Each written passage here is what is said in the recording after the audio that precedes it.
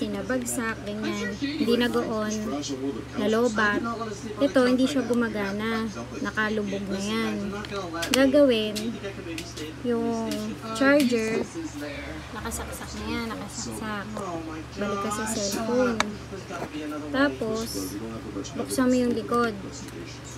Buksan mo yung likod. Nakalagay ito ha, nakalagay. Ngayon, i-charge mo siyang ganyan. Aantayin mo, lumabas yung charge niya. Yan, naganyan na. Pag naganyan na, syempre charging na siya. Yan, naganyan na siya.